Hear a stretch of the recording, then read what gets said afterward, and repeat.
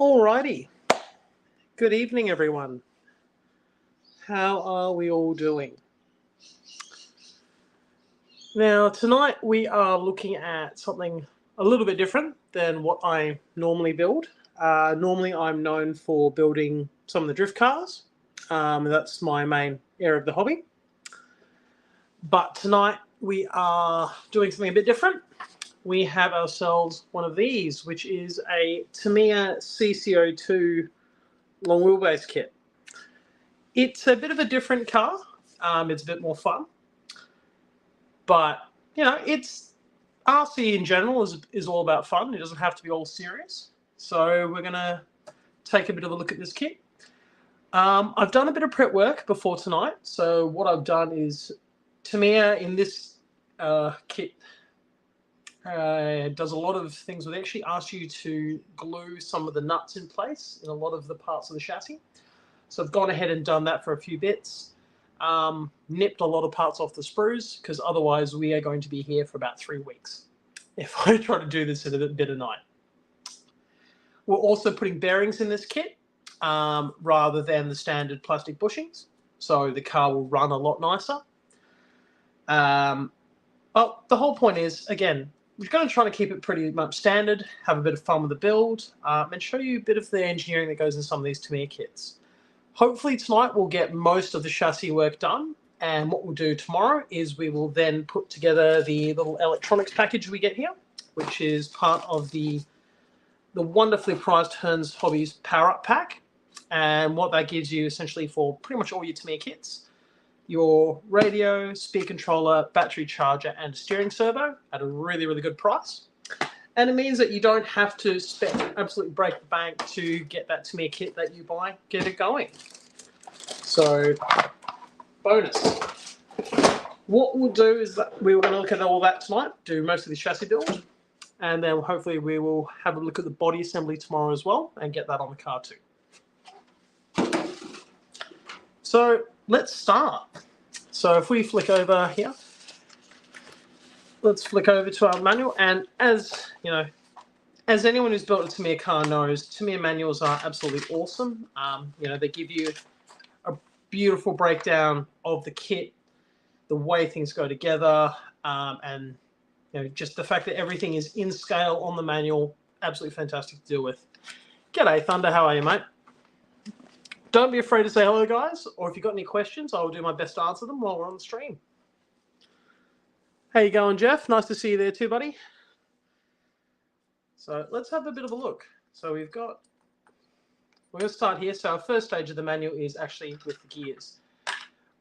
You'll see a lot of these. I love these little things. They come from Bunnings at, I don't know, I think it was 10 for 4, and I absolutely love them. They are great for splitting up your parts bags. So you'll see a lot of these tonight, but they are my absolute favorite. They make building kits so much easier.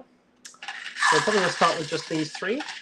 Now I'll go quickly through some of the tools that I have here tonight. Now you're going to see this a lot tonight. Unlike Britt and BJ, I'm not afraid to use this. The great thing is being some of the RC versions are really good because they will stop when you get them torqued up too much, so you can't strip screws too easily. But obviously hex drivers, you've got hex drivers here, nut drivers, some Phillips/JS screwdrivers. I'm a big fan of these 3 little tools. Now, I'm not sure if a lot of people have seen them before. So, turnbuckle spanners. That is a rod end adjuster. So you actually put in the rod end adjuster and tighten the turnbuckle. And then obviously your shock pliers, and also, again, adjusters as well. So these are some really, really handy little tools that I absolutely love. Hanging around. Sprue cutters are brilliant. You know, they make such a difference when you're trying to nip stuff off the parts tree. Pliers. These are some very interesting tools you may not have seen before. These are some Tamiya E-ring tools. Now, E-rings are some of the most frustrating parts of an RC build. These are, I'm not sure how hard these are still to get, but they make putting on E-rings, especially in tight places, really, really easy. They make it a lot better to do and make it a lot easier on yourself and your fingers. So let's start. We'll have a look at the manual. We've got some of our parts here, but what we'll do is we'll kick the manual to the top, so at least we can sort of have an idea where we're at. So we're going to look at the gears tonight to start with. So this is the main gearbox. So let's get started. I'm definitely going to end up using these tweezers a lot tonight. They're going to make a big difference. So start tweezers and our gear shafts, which are going to make this assembly a lot more interesting. So yeah, let's get started.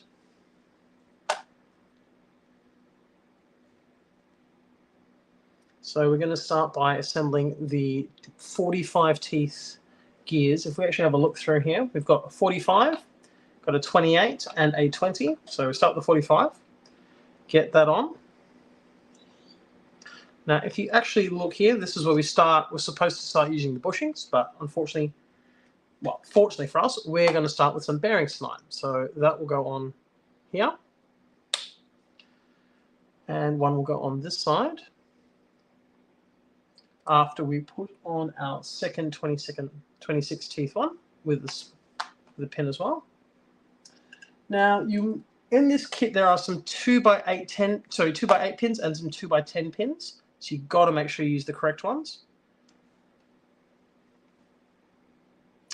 And if you don't get the right ones on, it's going to be not a very fun build. So you have a look at that one there. You can actually see you actually have to make sure that pin is completely recessed in here before we do the next part. You can actually see there's a secondary recess inside, so it actually doesn't have to drop in a little bit, it has to drop all the way down. So that's better. Because what happens now is the bearing goes on this side, get our E-clip, that E-clip comes on this side. So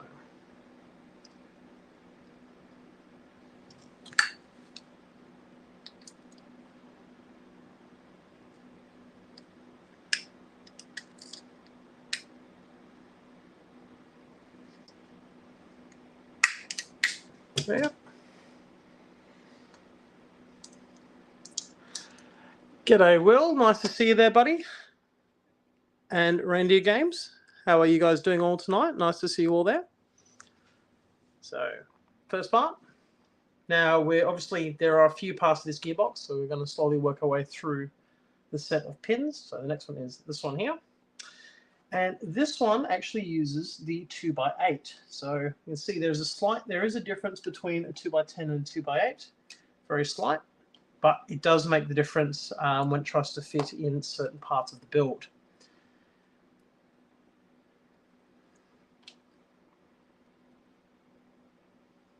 So you see that there, the 2x8 has to fit, 2x10 will not fit in that one. So again, bearings.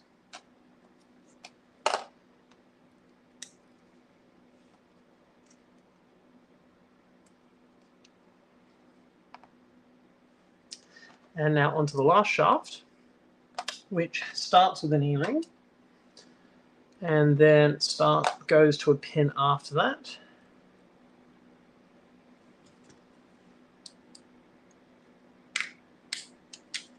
Now, if you've got any questions as we go along with the build tonight, feel free to have a chat and feel free to ask. It's all part of the fun. Yeah, absolutely. You can see how the E-clip pliers work. So that's them there. You can actually see how they're recessed there. So it's actually really handy for getting E-clips off. And just like that, E-clips come off. So again, going on.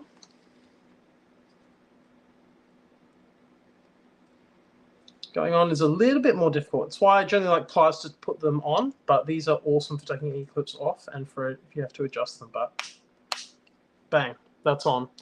What it means is you can see there's a little recessed ridge inside here. The E-clip sits on that, and this is flexible, so these can spread apart to snap the E-clips on really easily. And that's why I love them. They make building kits so much easier. And E-clips can be a real pain in the butt for anyone who has done builds in the past. Will know how frustrating E-clips can be.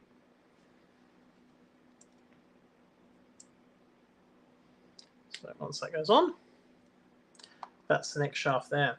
Now we're going to build it in the standard version, but there is a high speed version and a low speed version. This is the high speed version. If you go low speed, you know, the car's a bit quicker. Sorry, the car's a bit slower, a bit more torque. So if you have a look at this, this is the next part here. We're actually asked to screw the nut in there and glue a nut here in for security.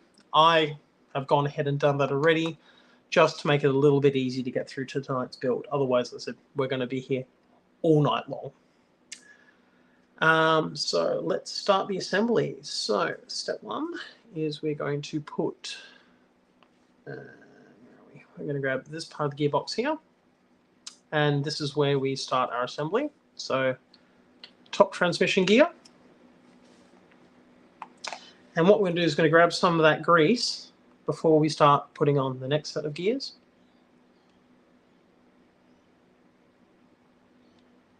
And you don't have to go absolutely bonkers with the grease. It's just a gentle lubrication. So again, use a little bit and then gently smooth it out over the rest of the gear.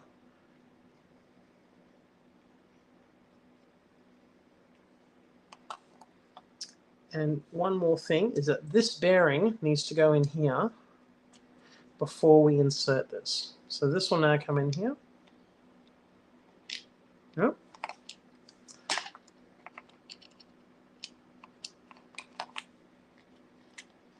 So that's in now.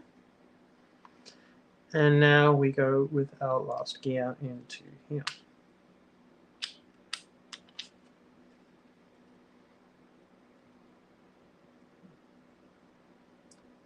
Make sure we have our pin. So you can actually see our pin has shifted there. So again, got to be careful. Make sure everything is where it's supposed to be. That's better. So now everything's sitting nicely and aligned. So that's there. And now we cover this all up. So you can see gently snap it all shut, and nice snug fit. And we're going to start putting all the screws in. So there's actually, in this part of the build, there are two different sizes. We have our 22mm screw there, and we have 4 of the 12mm screws. So again, this is the great part about Tamiya builds. If you're not too sure, just grab the manual and make sure that the screw fits the diagram, which is fantastic. So it makes it so much easier if you're not too sure. I mean, some of us have a little gauge or on the side. Again, that can make things easy too.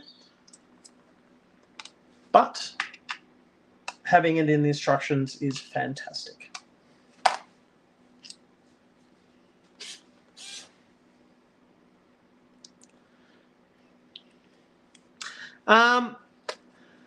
As much as I would like to claim it's a genuine Tamiya set wheel, and knowing your collection of Tamiya parts, it'll hurt you. But what we've done here is we've grabbed a set of plague bearings, which are a bit more economical. They still work really well. This is just the standard Plague V2 set, but they will work really well in the car, and they're a good bit of fun. It does make a big difference to the way the car performs as well.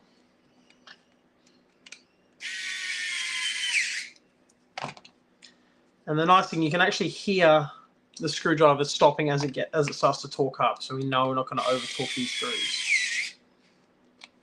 That's it. First half of the gearbox done. Now the next part is these bits here, and also again a few more screws need to be bolted. So a few more nuts need to be glued and bolted in place, which we've done already. Make that a bit easier. But what we're going to do is we're going to grab the spur gear hub. Also going to grab a little 2x8. And I believe we're also going to grab a 2x10. There we go.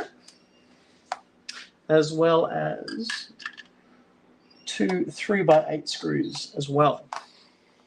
So spur gear hub goes in. Get it all lined up.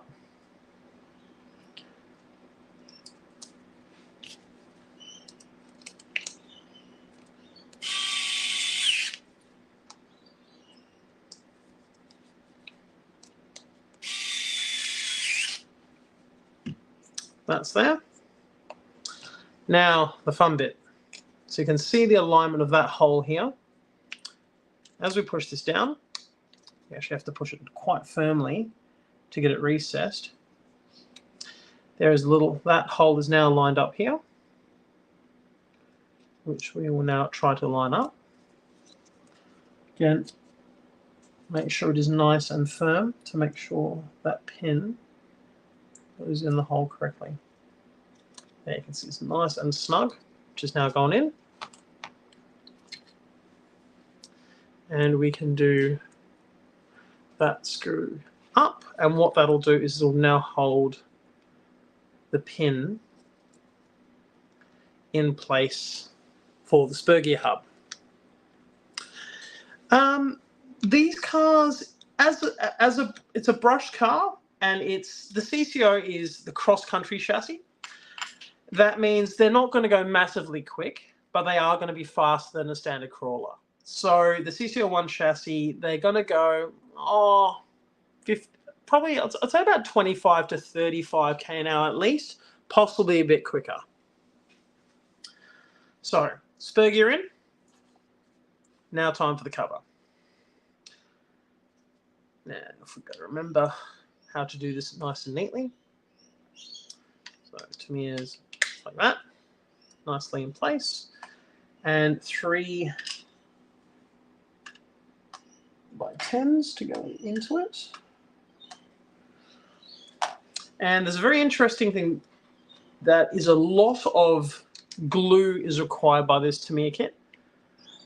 Hello, Go for Painting. Good evening. Now you might notice as we go to these next stages here, so we got another one as well.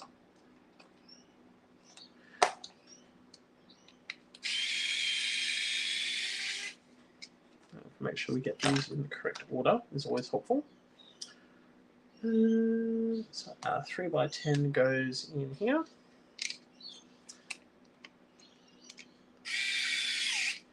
And 3 by 12s everywhere else.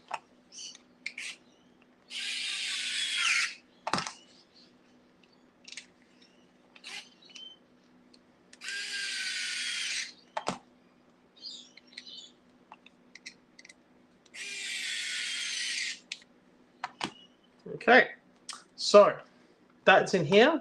Now Tamiya in this kit, it's very unlike Tamiya actually. I've never seen them use this much sort of super glue in a regular kit, but you just put a little bit, and that's just to secure this little cover in place.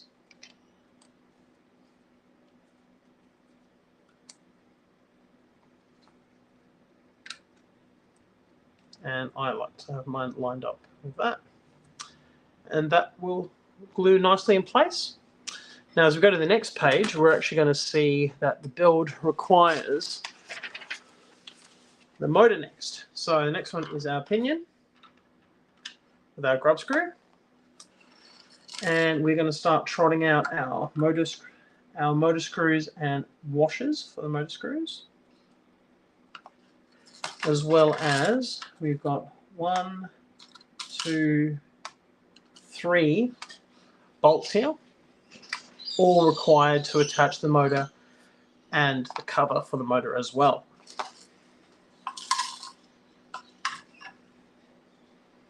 So as we come to the next stage, get our motor, make sure we have attached our spacer for the motor. Now, position of the brush motor, look, it's not as critical as with a lot of other kits, like with a brushless motor. Brush motors, you can just swap these 2 wires around later with the clips, which is nice and easy. Whereas with brushless, you need to make sure you have everything set correctly. You don't have it set correctly on a brushless motor, you're going to have a really bad day. With censored especially. So get that in.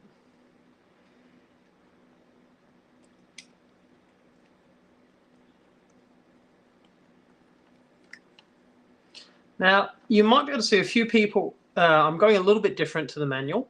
That's because I have certain ways I like to set gear meshes up. And over time, you learn yourself how you want to set things. because setting gear mesh is one of the most important things you can learn how to do correctly. It'll make your life a lot easier. You'll go through a lot less equipment, less breakages, and it means it's just a really, really good skill to have. So you can actually see here, I'm going to set this myself with the motor spacer so I can actually make sure that we have the correct position of the pinion compared to the spur gear. So you can actually see there it is almost bang in line.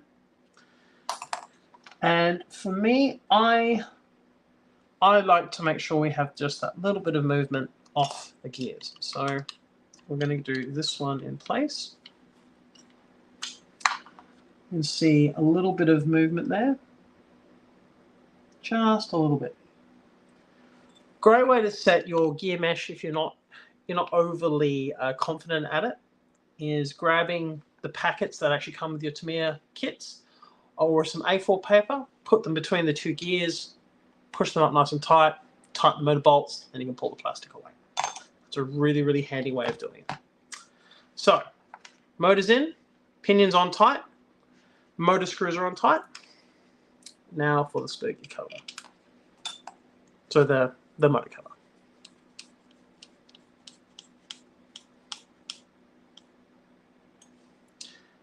And that is the completed center gearbox. So we're going to pop that to the side and do the next step, which is the central chassis. So we've got a few parts here that all need to go together. And we'll grab our next little screw box of parts.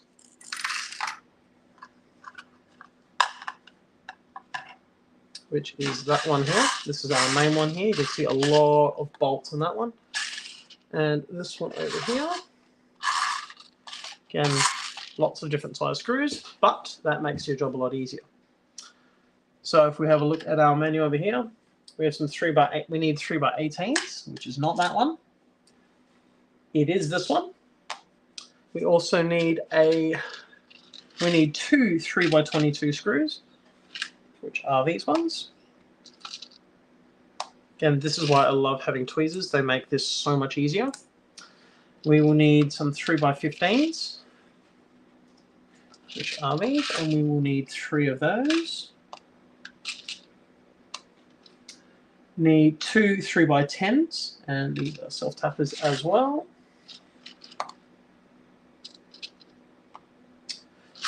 We're also going to need the handy little washer that's in here. I'll leave that in there because it's a bit easy to pick up. The battery pin and the snap pin for it. So, step 1, we are going to attach, this is the battery holder, and we're going to attach that to the center here of the mount here.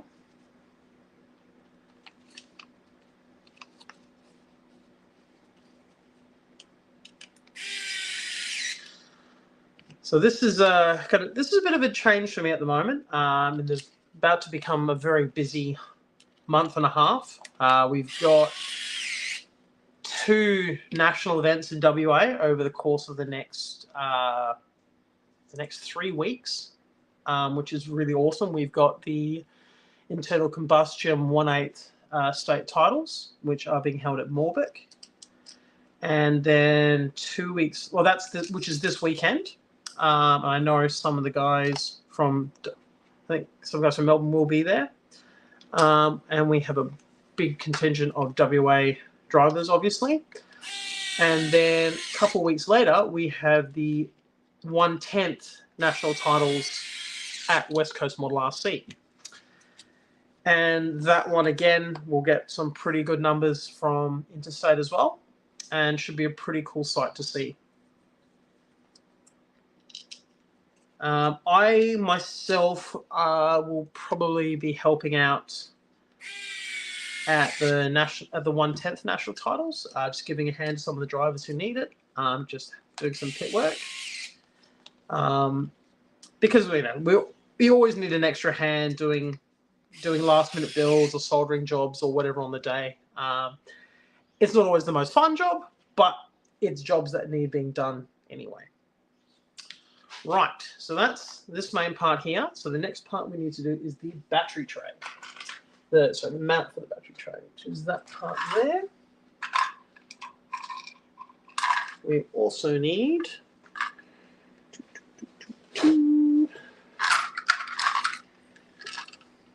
one of these.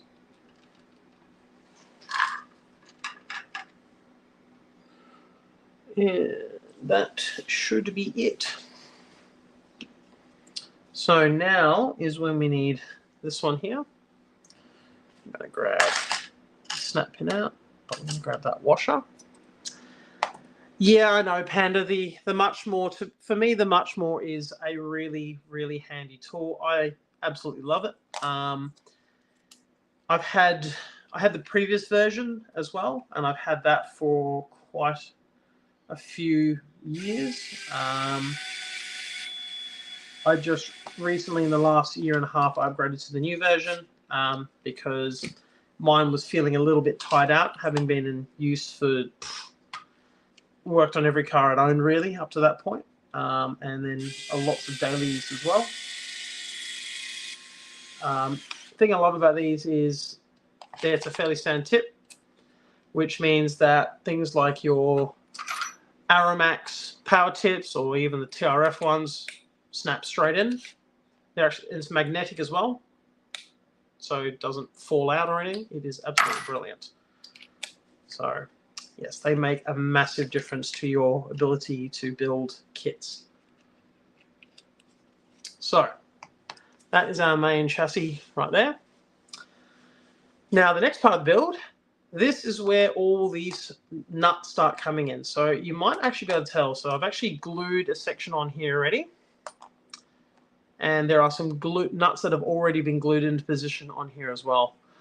The reason is, if I don't do this before, it's going to take us a lot longer to get this build done. And you guys want to see the action as this kit comes together, not hearing me talk all night. I mean, it's not as entertaining as listening to Brett talk all day through a stream and having a good chat with BJ, but I'll do my best.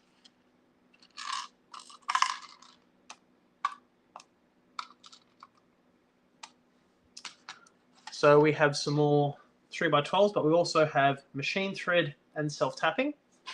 So they are slightly different. So if we look at our chassis build here, this will slot in neatly there. And then we will have to start screwing these parts together. So going through the recessed holes.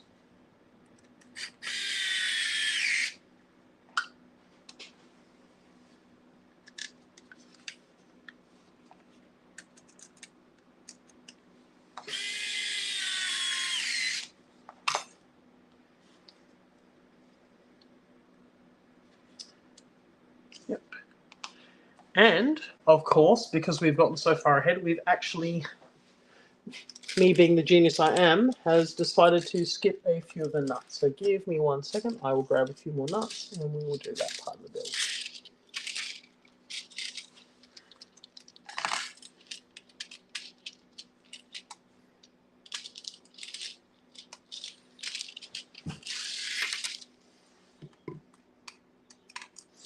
And this is the fun bit because, again, this is very unique. I've not seen in the millions of Tamiya kits I've built, I have not seen this amount of glue being used before,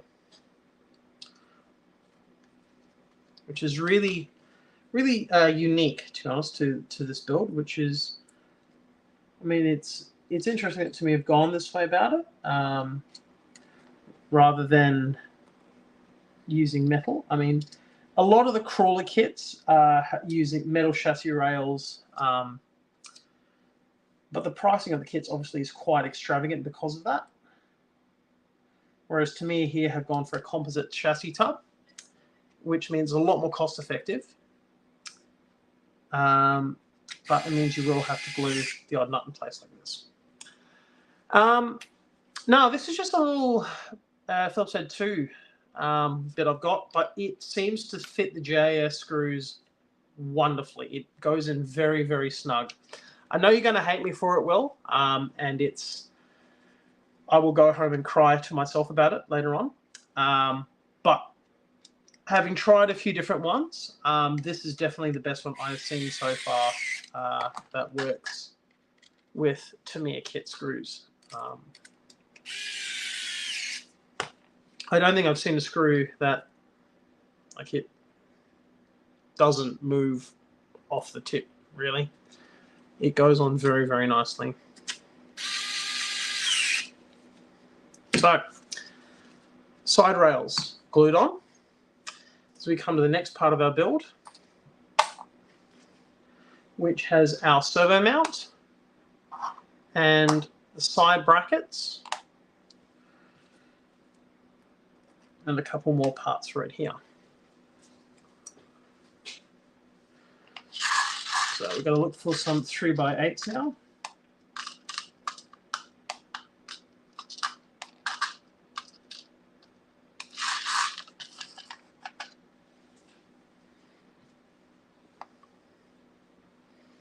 Now, if we come across here, actually see where stuff starts to come in. So making sure we have this in the correct position, which is there.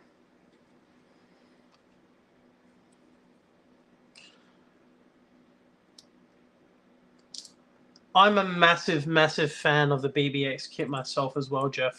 It looks fantastic, absolutely fantastic bit of kit. I wish I had one on hand, but I will have to make do with the other kits I've got at the moment. Hopefully, I will grab one very soon. But they are a fantastic bit of kit. Yeah, they look really, really good. They're a really special kit that Tamiya have produced, and they look absolutely fantastic. And what's really cool is, much like some of the original Tamiya stuff, people have had a really unique way of decorating them. You know, lots of people have gone for very, very unique liveries. You know, not everyone's gone for the same box art style. I mean, yeah, you can't knock box art because box art's always fantastic. But what's been really cool is to see people giving them a really unique touch to some of their builds. A friend of mine, Peter Chan, has done a fantastic looking one that is essentially a grasshopper-inspired livery. Which actually brings me to another one.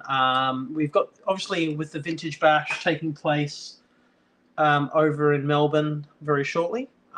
That's, you know, really cool event. Love a bit of vintage racing and a bit of vintage Tamiya cars and some of the other brands myself. So I've been racing a vintage Teams Edition Associated B3 myself recently for a bit of fun. But I've also got, in WA, we have our own vintage event coming in the first weekend of December, which is awesome. Second year of the event, which has been really quite special. It's been really great that a lot of people have trotted out some really special cars, not just vintage cars, but some really special vintage cars. And it's meant a lot of people who have never seen some of these Tamiya kits or only ever seen them in pictures actually get up and close with some quite brilliant looking kits. They look absolutely amazing, and you know, it's awesome to be able to see some of them up in the flesh. So that will be coming in, I think it's the first Sunday of December in Perth, and that will be the vintage event again this year. So that will definitely be something I will be attending myself, and I will absolutely have an absolute ball of fun at that event too. It'll be a lot of fun.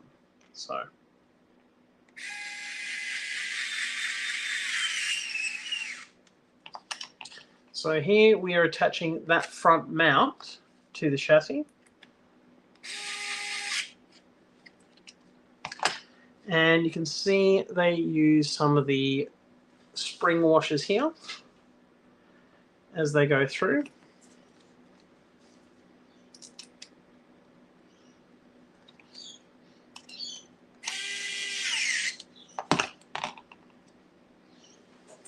That will be awesome to see, Jeff. I will look forward to seeing your progress on that kit, mate. yeah, I honestly have a real soft spot for those style kits. You know, obviously based off the Tamiya SRB series. So really, really cool bit of kit. So from here, let's go to our next part. So we're assembling the other chassis rail. So again, some pre-glued parts. The nuts have been glued in already. That's all ready to go, just to make our life a little bit easier.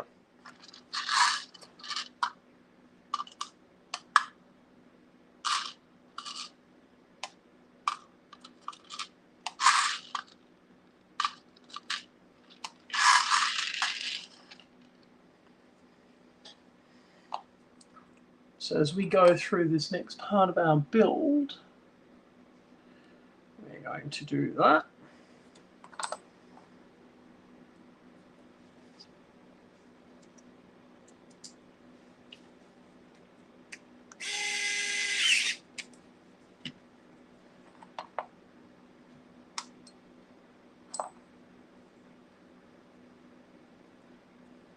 And go from this side.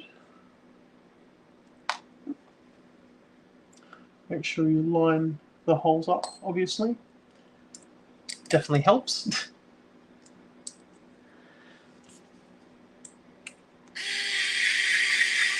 Yep. Gotta get that all the way in.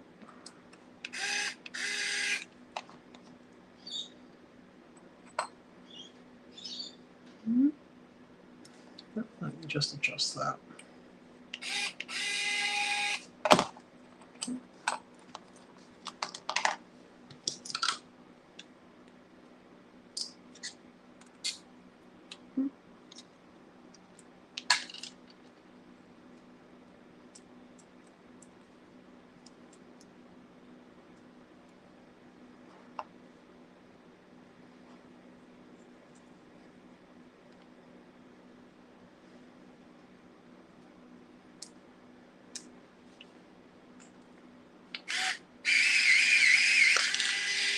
Yep. Let me just make an adjustment to that part there.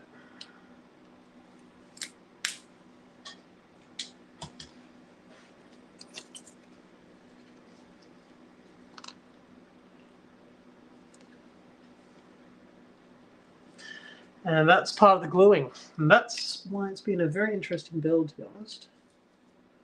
Because you have to make sure it is correctly lined up. I'll just do this one first, and then we'll come back to that one once that glue's dried a bit more.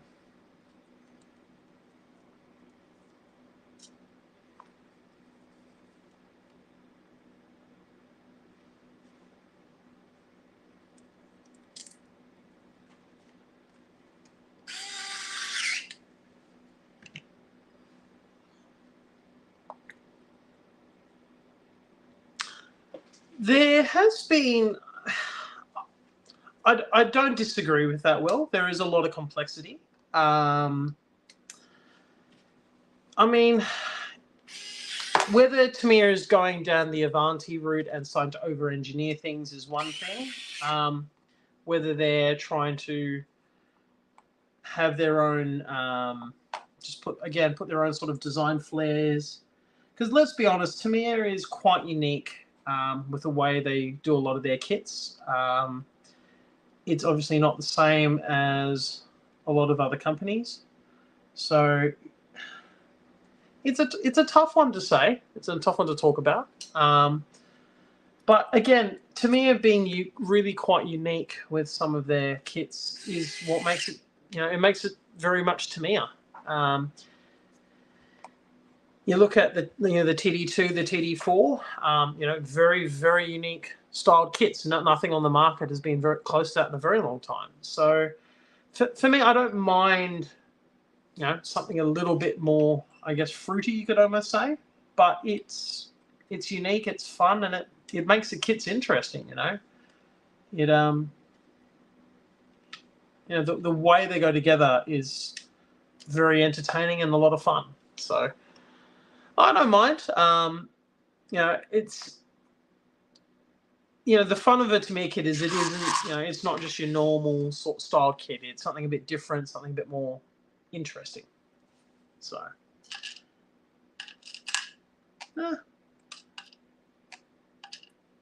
complexity does make things very interesting. I mean, sometimes it does hurt, like, you know, the Avanti being so overly engineered. But that's part of why it made the kit so revered by a lot of people. It's, you know, it was sort of what Tamiya engineers went nuts. You know, what can we do? What can we put on this car? What can we do to make this thing special?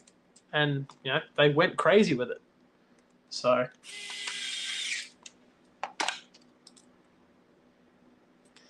as we go here, as we mount the back rail on, you can see nuts going in there into the recessed holes.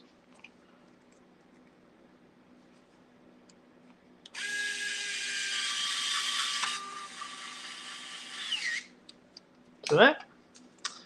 So that's one side, and we will now do the other side. Helps to get this into the correct slot in the rail.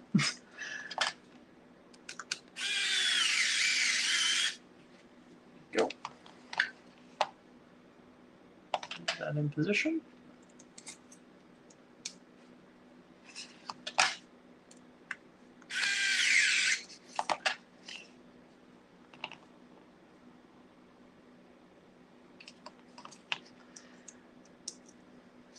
I found it, as I said, it's once you get past a few of the odd points, I guess, of the build, it does make quite a fun.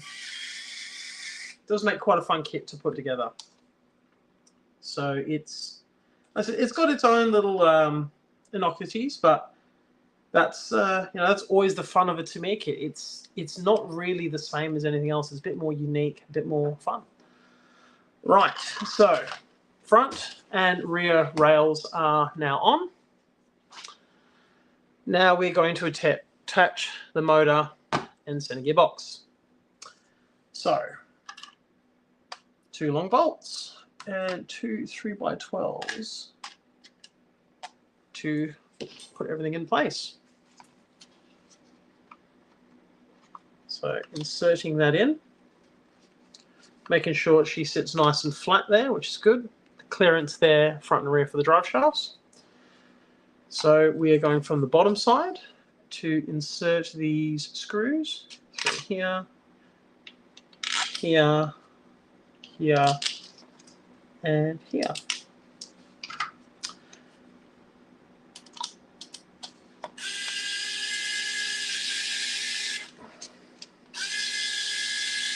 Helps if we get everything down.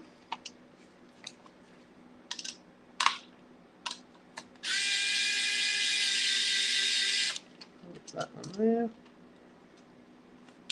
So you actually see that has shifted very slightly from where we want it.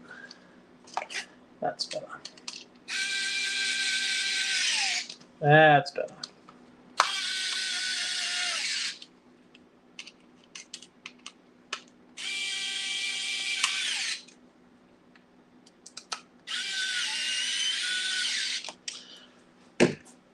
I mean, you feel that in comparison to a lot of the other builds, it's pretty solid. I mean, like I said, the only metal parts are there and there, but the composite frame in the middle has been quite stiff, quite tight, and cannot complain too much about it.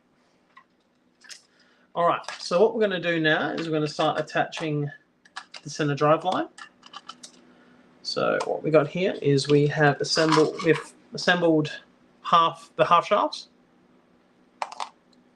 which is literally just a cross joint, and you snap on each side.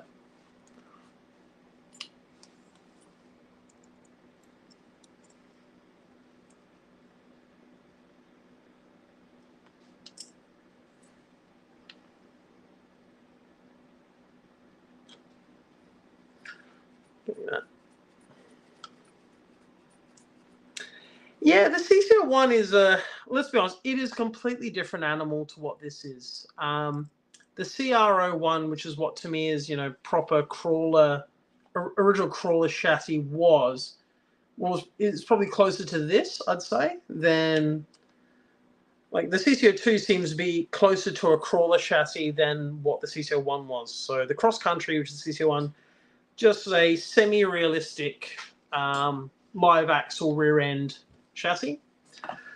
So you can see the half shafts are on.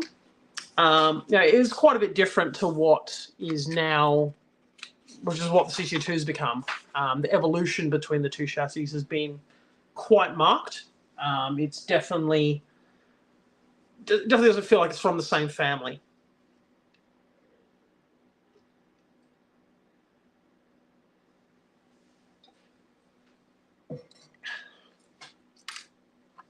Pardon the drink. So what we're going to do now is we're going to start grabbing these mounts.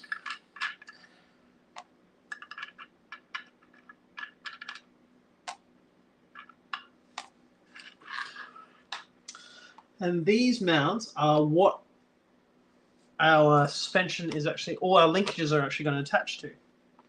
So again, making sure you note the marking. So these are the B mounts, these are the A mounts. So if you actually look at this again, front to rear, look at how the chassis is. So the B mounts go on this side, and the A mounts go on this side. So we'll work on one at a time.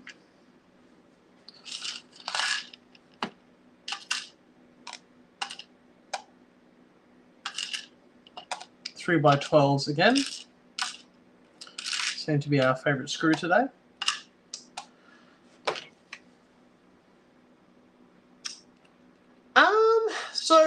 So the Tamiya Hilux High Lift has been around for obviously a very long time. The bruiser kits, and then obviously there is a few like again that was to me it's I guess semi-realistic chassis. What it was is again that was a lot heavier as the chassis. The problem with them is the size. So I think technically they feed into the 1/14 scale, which is what Tamiya's current truck series and big rigs are. Whereas this is definitely a 1/10 scale. Having built one of the modern Tundras, they definitely feel quite a different kit to this. Whereas these are, I mean, so it was really done as a scale chassis. Sorry, a scale looking chassis and scale build of a chassis. The crawling ability was very, very limited. It's with a 3-speed transmission. It is an awesome kit to drive. It's very, very fun, and it's quite a unique feature to be able to shift gears and go through the gearbox. But it definitely doesn't handle well. The springs and shocks aren't overly the greatest. But again, that's not what you buy a lot of these kits for. You buy these kits because it's a fun kit to build. It's a very unique bit of engineering, and it's quite a lot of fun. This car, on the other hand, definitely feels a bit more. Even I guess trail RC is a hard question. I reckon this is more of a trail car. What happens if you build the diffs with the diff locks, which are like here, you can get a bit more trail out of it and a bit more that sort of style out of it. But it's the CC-01, the CC-02 chassis are great just to be able to run around. The 3-speed transmission high lift series and that, really you don't want to take them off like grass and sand. As soon as you start trying to go to the rougher stuff, they definitely show up the weaknesses in the car. It's still it's an awesomely fun kit to build. I love mine.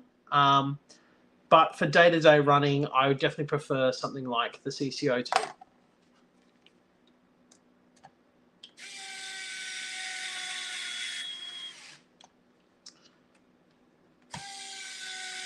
I definitely find this is more aimed towards that compared to what the high lift is. Right, so that is the main chassis, and that is essentially the part of the rear battery holder that is in now. So that is all done.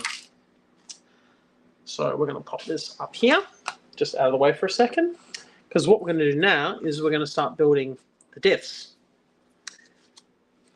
And the diffs are a whole nother kettle of fish. And that's why, again, that's why I love these boxes. They make it so easy to put everything in places you can find them.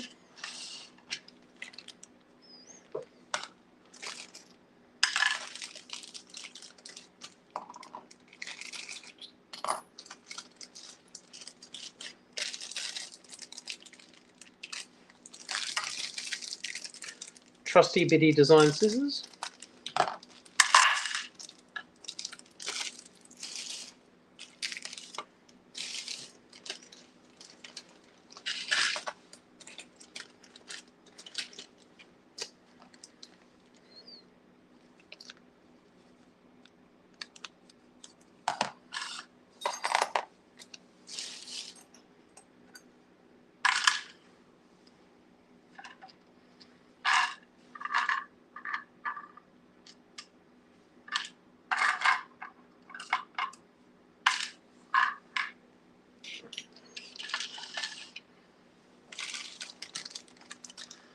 So this is, we're now onto bag C. So yeah, we've been making some pretty good progress through this kit tonight already. It's only been about, well, it's not even an hour, and we have made a serious dent in it. So we can actually see these are the diffs. Obviously one side with the ring gear and back side. So if we look at the manual, the important part, well, don't need the bushings, but you can see these shims are very, very important. And also some thread lock is required. I always like to read ahead in my Tamiya manuals. Before I start building, I generally like to read or just have a quick browse of the manual top to bottom.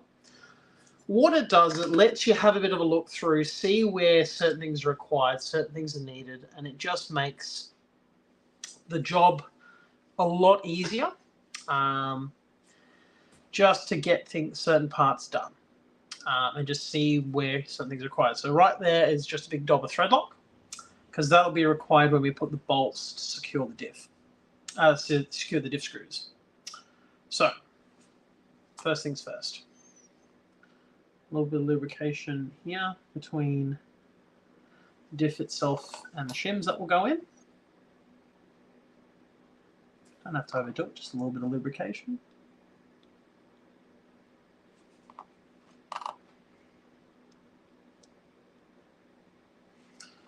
And then you have these here, which are the various gears. So you've got 2 here, which are for the inputs, and the 4 here, which are for the diff itself.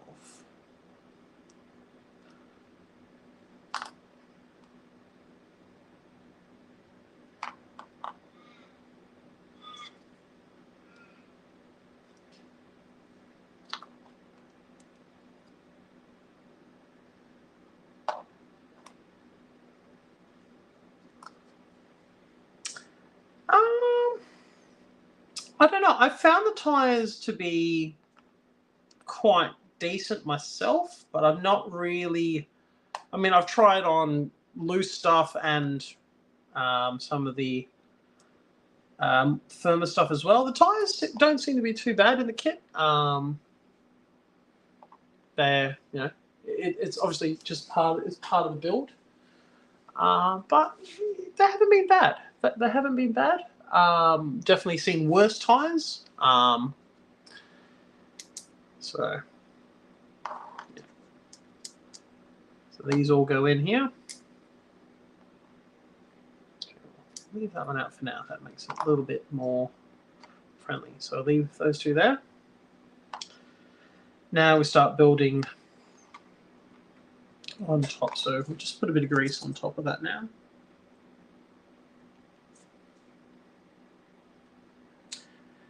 Now what happens if you were to build with the diff locks? This is where you would put these in place now, rather than building the Sun and Planet gears. But we are going to build this as just a sort of a trail and fun card drive. So we're going to leave those out for today. But the good thing is you can always put them back in later if you want to go a bit more crawling, a bit more aggressive with the diff locks. So we get that in there. Put a bit of grease.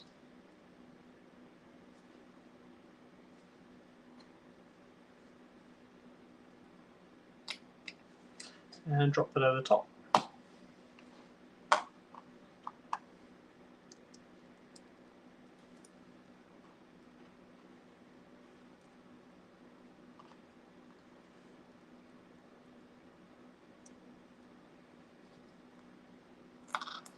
Oops. Always a fun part of the build, trying to make sure you have enough fingers to put everything together correctly.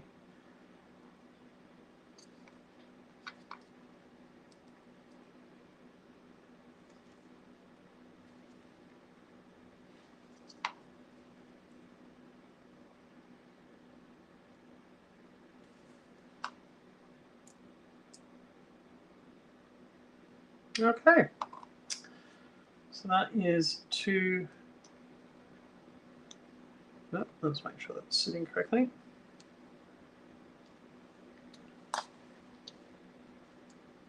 So you can see here that's not quite happy. So that tells me that this gear is not sitting where it's supposed to be. Now it should be. Bang. So that's nice and happy now. And now we've got to start putting in the bolts that hold the diff together. Now, metal to metal, thread lock. So just a dot. You don't need a huge amount. It is purely to stop the screws vibrating loose over time. So just a gentle dip in the thread lock. Don't need to bathe them.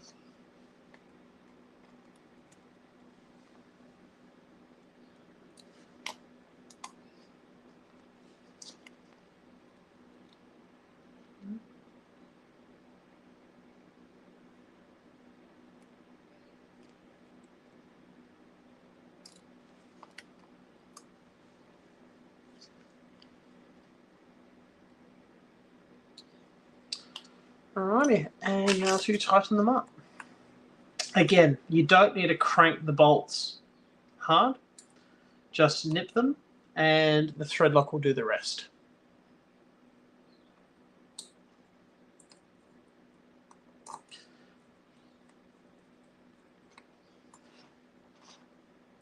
So here we go. That is one.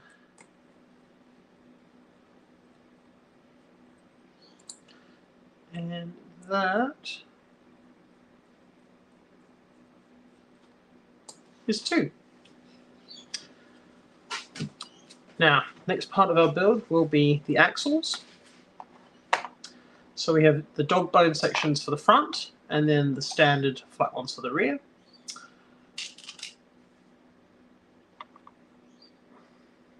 If we go ahead now.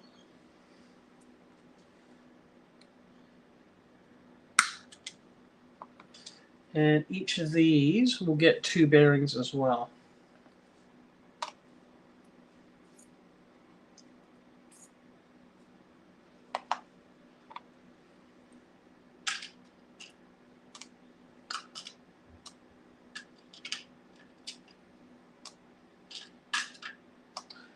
What we'll do as well, we'll assemble the front, the rear ones too.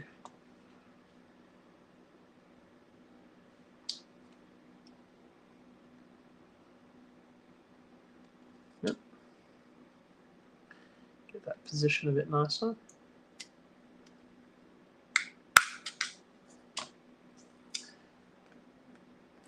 And 2 bearings for this as well.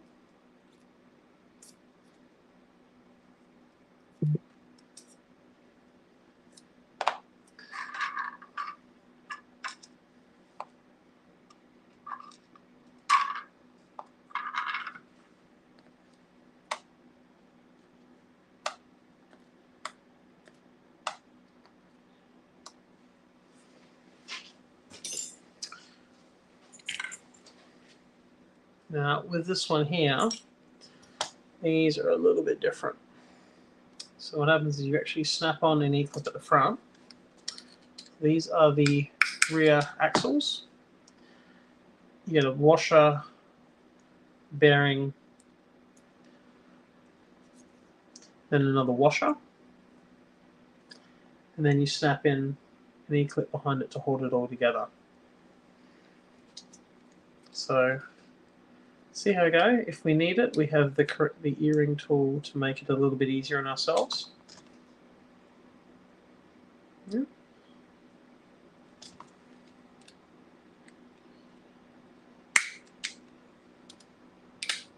Nice. So I like to do, sometimes I like to do this, where you jump ahead a little bit, but it just makes it a little bit more fluid because you're finishing all the axles in one part. To me, I guess, don't like to have parts just lying around.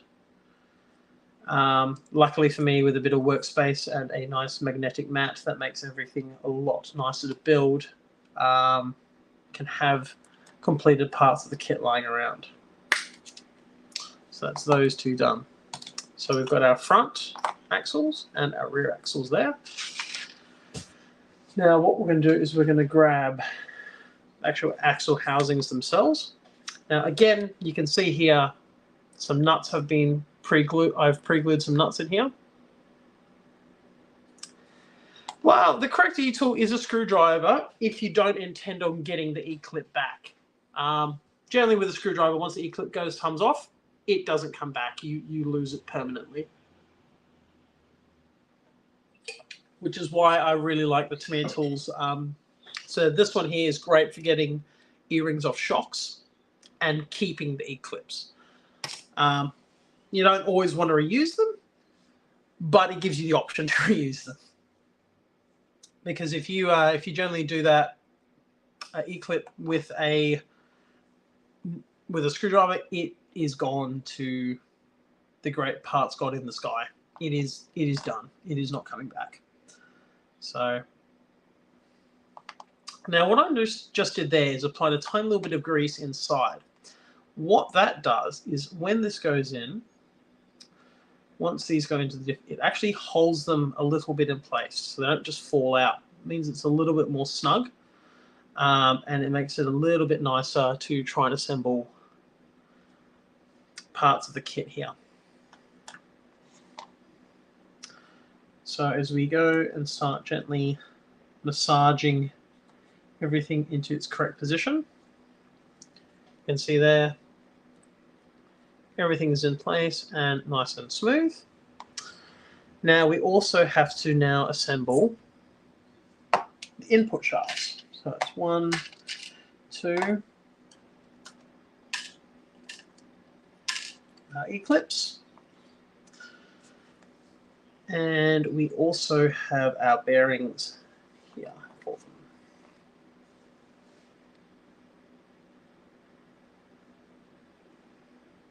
So, E-clips.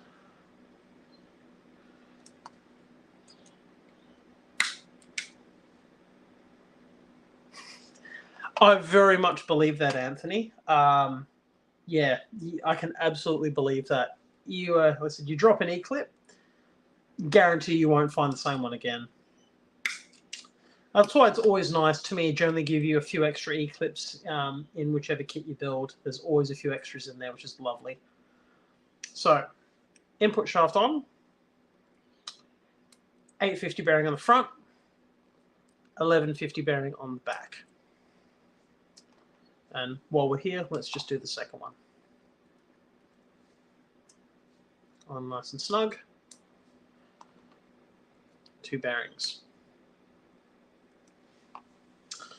So let's grease this up.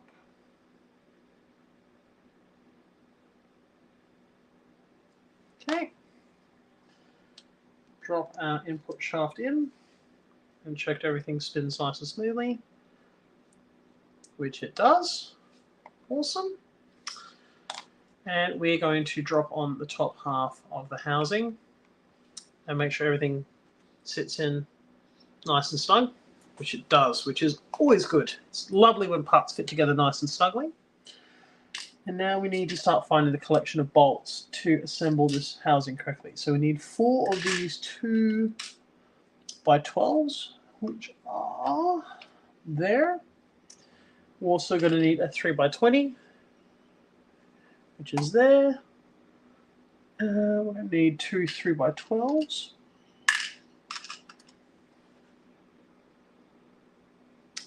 Which is 1 and 2.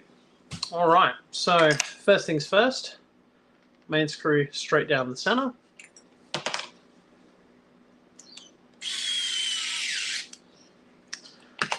And then the 2 around here.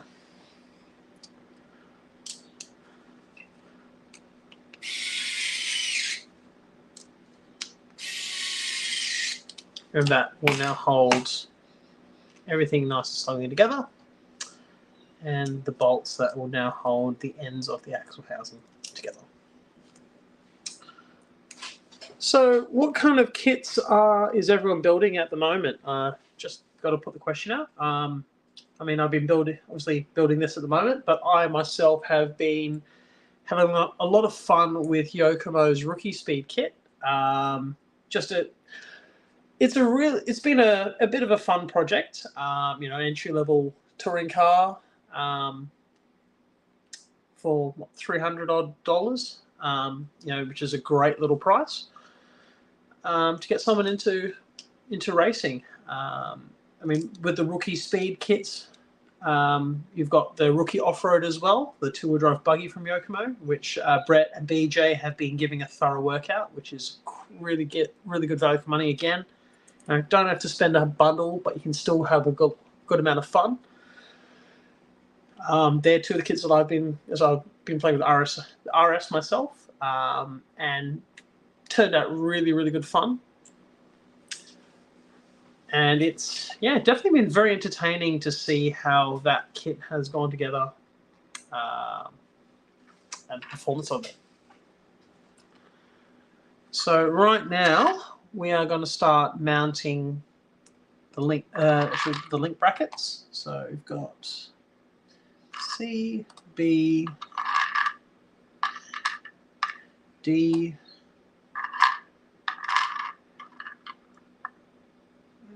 another D mount, an A,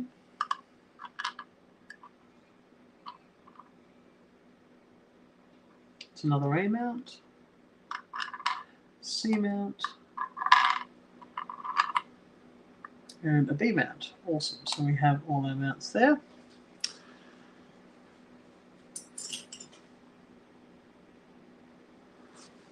Yeah, the G500 is very interesting kit itself, to be honest. Just it's quite cool, the different Tamiya kits that they put out. Just the wide range of cars that are available. So if we look at our housing here, we've got that. We've got the mounts, and we also have 1 and 2 ball studs to go in. Oh, if you look here, you can actually see the direction of these mounts is very important. So that A mount goes in that direction, and the C mount goes in that direction. So you see they're quite... B mount goes in that direction. It's very particular. Here, so A mount and the B mount, you can see how they go like that. So first things first, ball studs.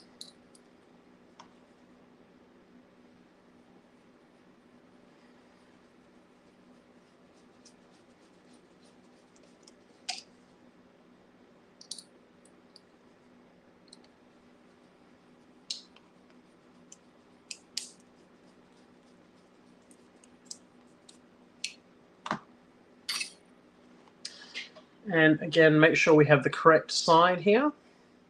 So we're going to go A and B, there and there. Now, if we look at our screw list that we need,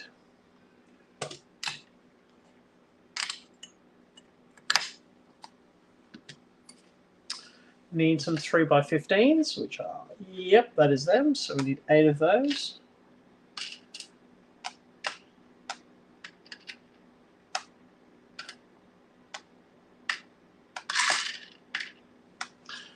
That is 8.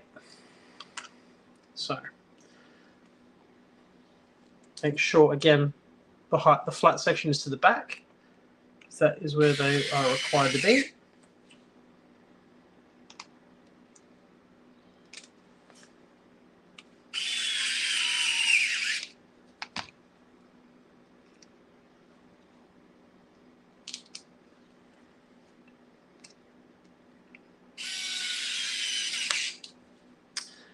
See now, well, you're getting way too technical for my memory. I wish I was as old as you with the memory that you have. But unfortunately, you are the expert in matters like this. I mean, MO2L was way before my RC career, unfortunately, my friend. And as much as I would love to discuss it with you, I don't know my RC that far back.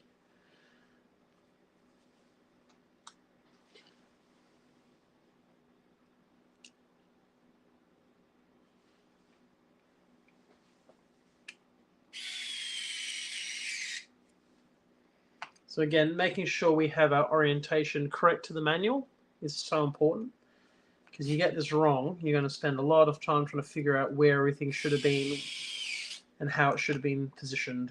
And again, makes things a little bit more complicated than it needs to be.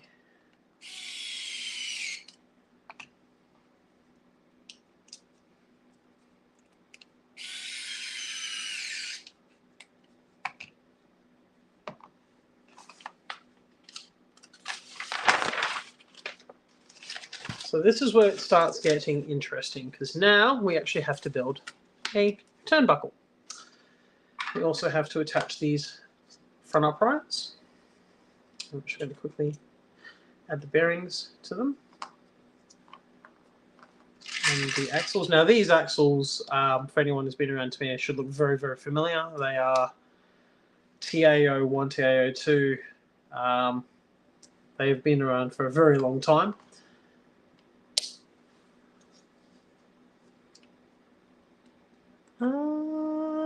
I will have a look for you, my friend. I haven't read that personally, but I will absolutely have a look for you when I can. I don't believe it does, but we'll have a quick look. Let me just maneuver things that need to be maneuvered.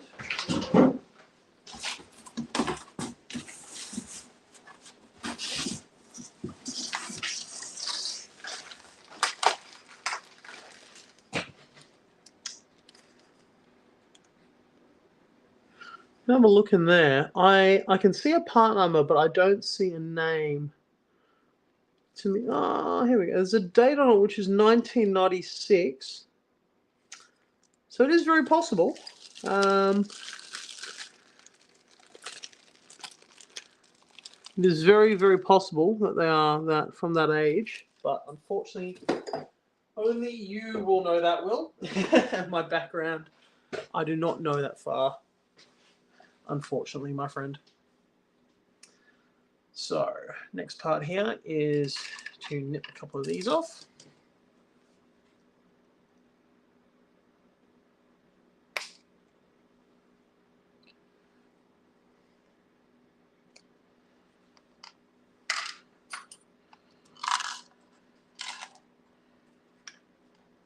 And this is the 5mm adjuster, which I absolutely love, because you can just pop that in there and you can start turning your turnbuckle rod straight away.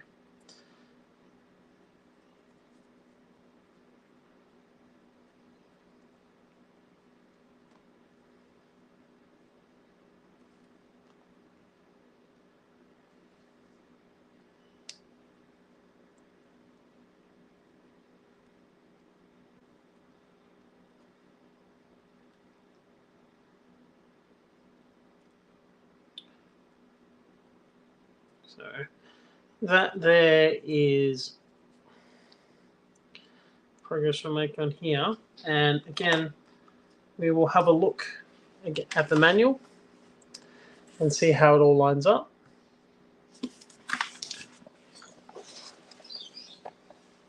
This is the great bit of Tamiya manuals. You can line it up on the page. And look at that. First time we've got that absolutely bang on. Could not ask for it to be any better. So I've got to get this, snap the ball in. That's a nice snug now. And now we will need the various procession of screws. So 1 3x27, 4 of the step screws. Again, these will be very, very well known to anyone who's used a TAO 1, 2, 3. These are very, very unique, very, very common step screws for that part of the kit. And then we also have a different step screw, which is there.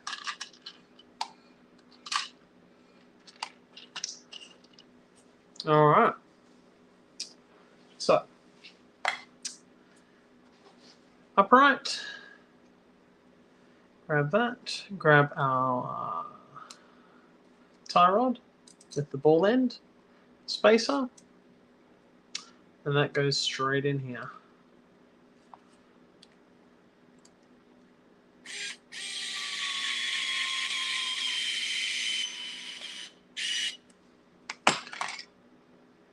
That's nice and snug without getting over torqued.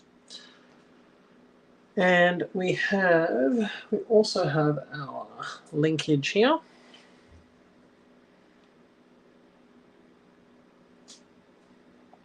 Goes on here.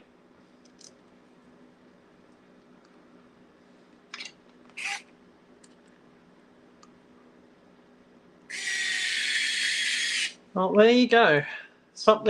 You learn something new every time. That is the number. Let me double check on that one for you. Let me check on that number for you, Will. 58718. That is correct. That is the number on here. Beautiful. Well, there you go. So they are a carryover wheel from the Honda CR-V kit.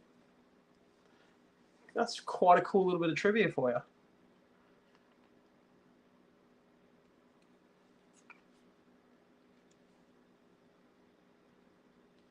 I really should know better than to ask, to question your knowledge in Tamiya, Will, but, you know, we all make mistakes.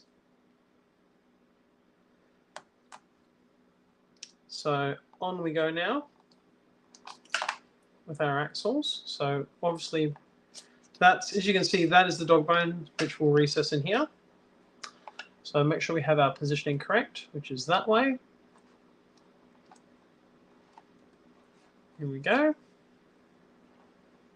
And step screw, large M4 step screws through the top.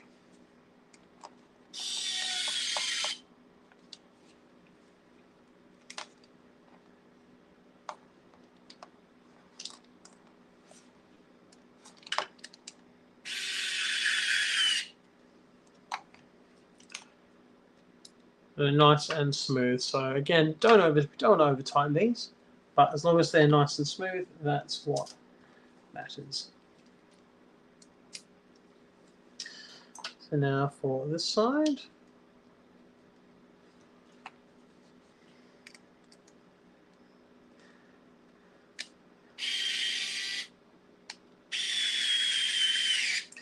Yeah, hearing Panda talk about his RC cars is very interesting, especially a certain event at the Melbourne Botanical Gardens with a Wild Willie. That's quite a good story. All right, so that is our front axle completed. And what we're going to do now is we're going to attach all the linkages, which are right here. So those are all our linkages. They have had the balls applied already. So first things first, get the position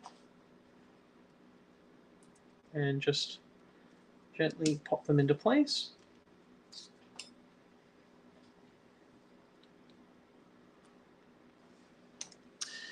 And we will need 3x12s, which are 1, 2, 3, and 4.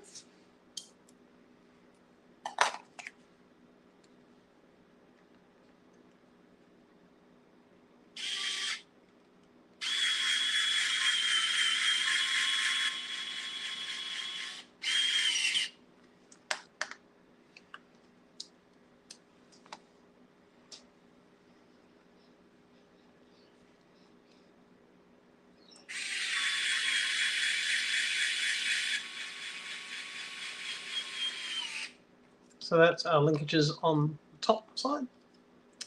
And as we go underneath, we flip over, we will then get to the skid linkages for the bottom. So these are shaped to obviously help the chassis slide off anything like big rocks or anything it tends to go over.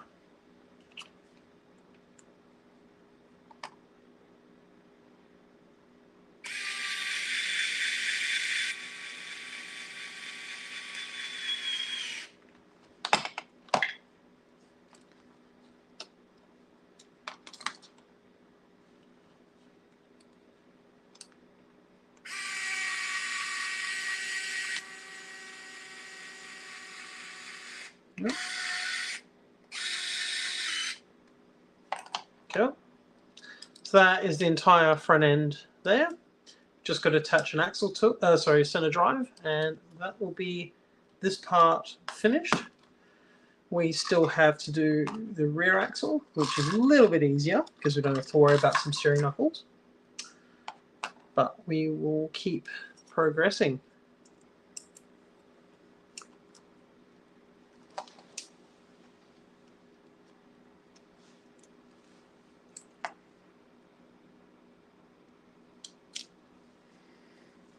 You can see that there.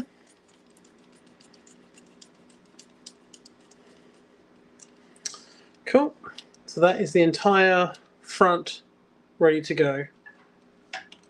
We'll pop that over to the side and continue with the rear axle now.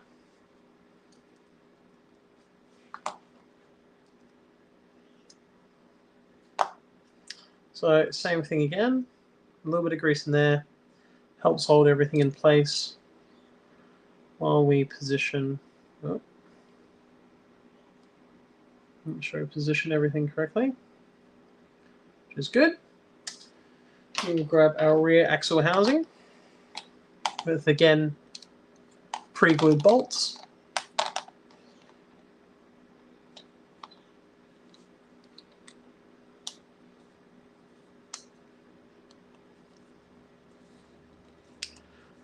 Hello, Alex. Sorry, Axel. Good to see you tonight. So there you go. That is the other end. We're going to grease this as well before we start putting together the input shaft. That's going in there. And there we go. That's nice and happy too. So snap that together, which is nice. And now we have to start putting the bolts together. So if we go. So our next stage of the build, so 3x20, 2 3x12s,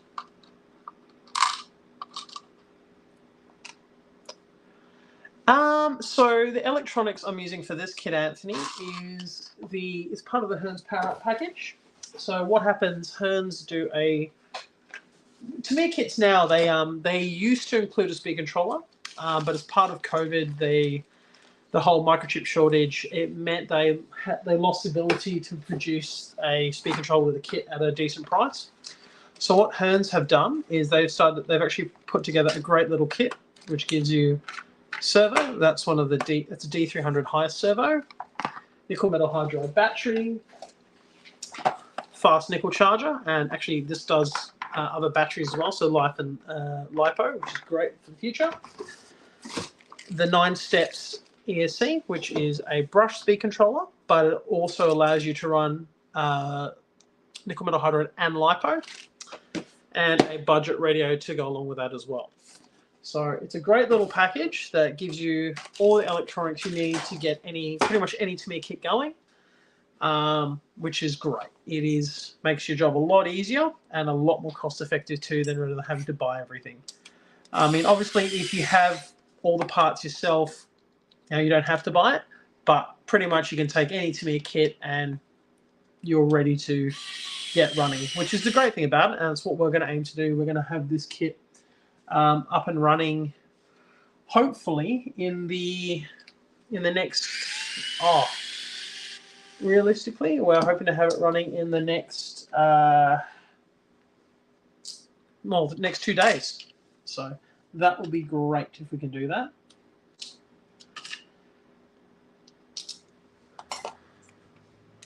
So that was me just double checking the length of my bolts because it felt a little bit longer than what I thought, and I was correct. So that's now got the correct bolts in it. So that is now done. Now we also need to install the screw here and the ball studs for the bottom of the shocks.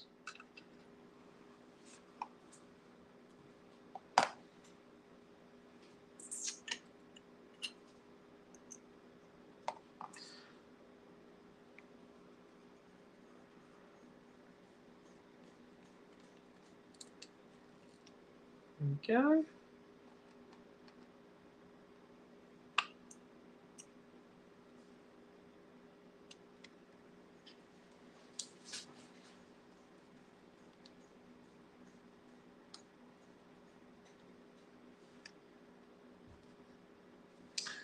And what we also need to do is get the remainder of those 3x12s down here.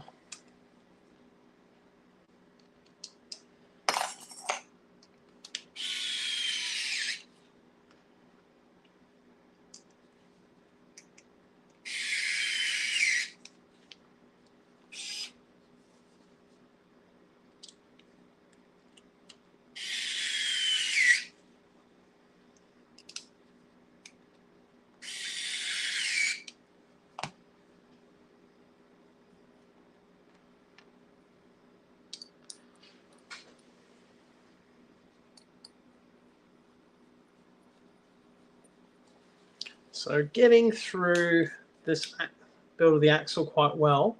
What we're going to do tonight, hopefully, so we'll probably only go for about another half an hour tonight or so. We'll aim to have all the axles on the car, and then possibly might have a quick look at the shock build. Otherwise, that might come on tomorrow before we do an electronics install.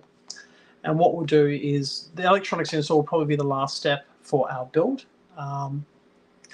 Not going to push it massively past that in terms of the build.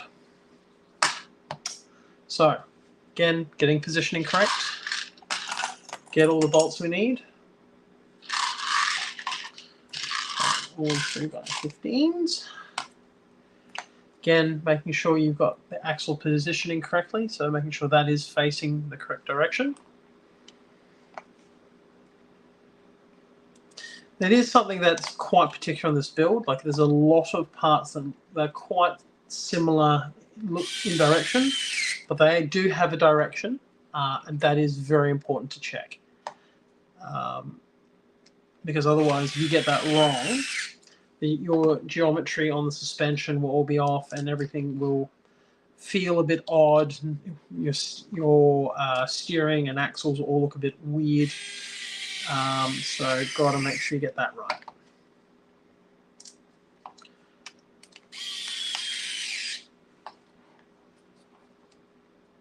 So now that we have done that part, we're going to flip it over and make sure we do this part correctly. So getting the D mount facing in this direction now, and making sure the C mount also faces in the correct direction as well.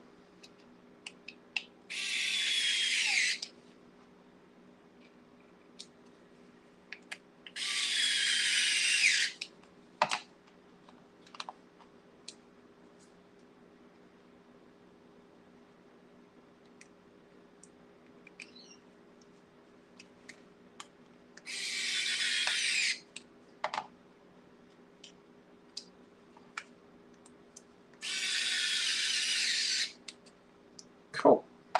So that is all the mounts on that side done. Now we have to do the linkages on this one, which are also here, and some more 3x12s for that.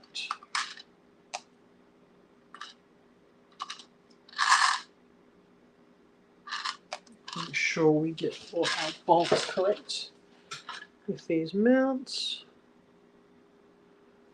1, 2, 3, 4. We have our bolts correct. That is the 3x12s.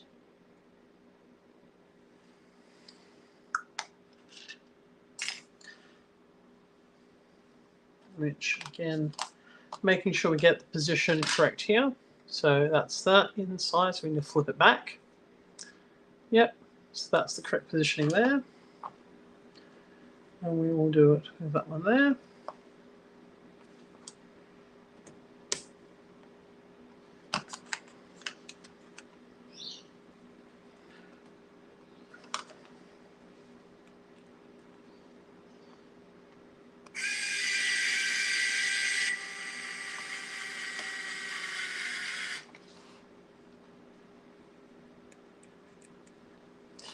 So this is the upper linkages for the housing. Once we've done that, flip her over and do the underside linkages.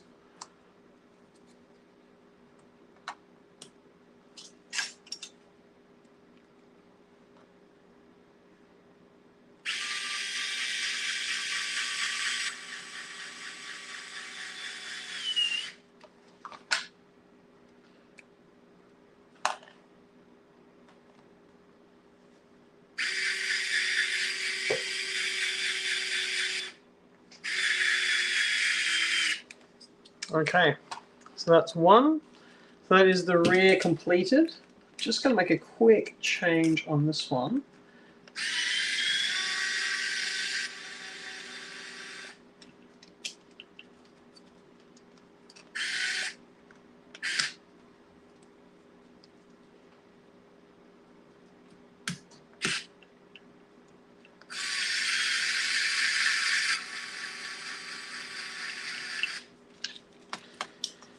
And on this side.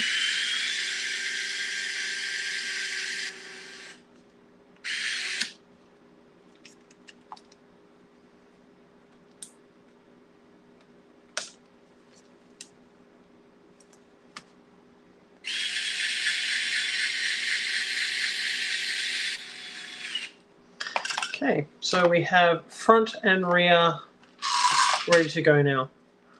So what we're going to do now is just going to attach the last part of the center drive line, and then we can start bolting these onto the chassis. So we are getting really, really close now to getting these axles on and to getting the chassis looking really, really well done so far. So let's get this on.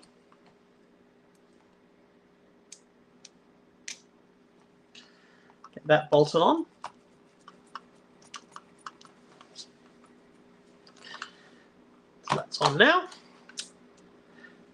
And we will work that. So if we look at them, if we look at our manual, we start with the front first, and we will start with 4 of these 3x15 screws.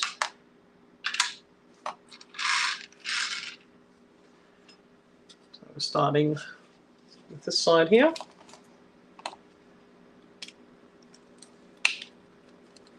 Put those, fold those back, fold these down. Need to make sure we attach the drive shaft first. Okay, so we have that, and we have these. So if we look at this, where are my screws? 3x15. Make sure we attach these linkages correctly. So through there, line up with the holes.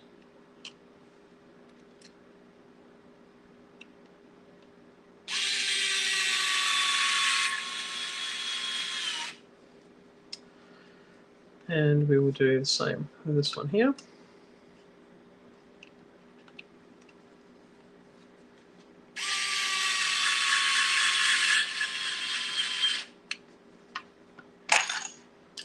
Spin around and go back from this side.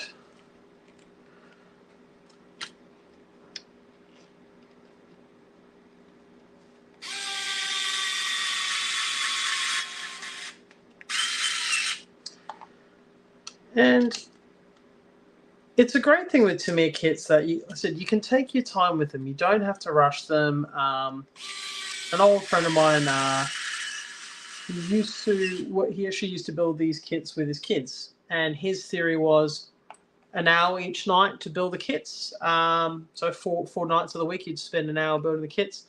On the 5th night, you will actually paint the body and go racing on the weekend, which is a really great. It's a really great concept because, like a lot of people, once you start building, you find it's really, really hard to stop. I'm definitely guilty of that. Once you start a build, you just want to keep going and going and going. A great build for me actually was the Tamiya Tundra high lift kit. I actually built that during the 2019 Ashes. So I'd sit down and build an hour or 2 each night, watch a bit of the cricket, and that would be a fun, that would be my night's activity, just to relax in the evenings, and it was a lot of fun. It meant that you could just relax, enjoy the build. You don't have to rush it, to plow through it. Obviously, sometimes when we get to that point where we have to rush a build, you do. But the joy of a lot of the Tamiya kits is honestly the build process. It is so much fun. Just sit back, relax, and enjoy the build.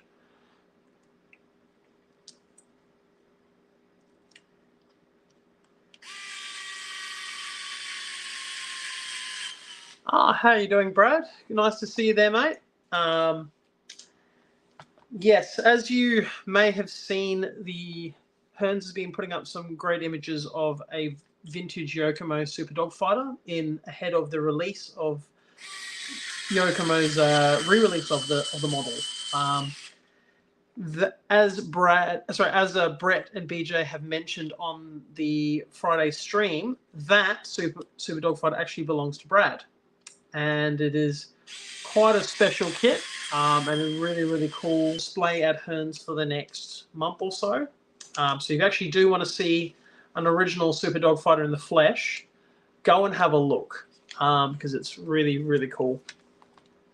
And before you see the real ones come back later. So that is the finished chassis and axles. You can actually see there the suspension, as it's hasn't had dampers attached yet, but you can see it in all its glory. So that will go to the side now, and we're actually going to start the damper build. And I think myself, along with quite a few other people, dampers are not the most fun things to build, but they are very, very necessary. If you don't build dampers and you don't build them correctly, they can be an absolute pain in the backside. but they are so very necessary for building of kits and to make cars run nicely. So if we take this back here, so our Tamiya springs, we look in here is a bunch of our seals. So again, as much as I love you, Brad, you are not going to be doing the soldering for that kit, unfortunately. I like my Aromax pit iron way too much to not use it for this sort of a build. So we're, as you can see again, these are getting such a thorough use with these parts. Parts boxes are awesome. Something I highly recommend getting, just to make building so much easier.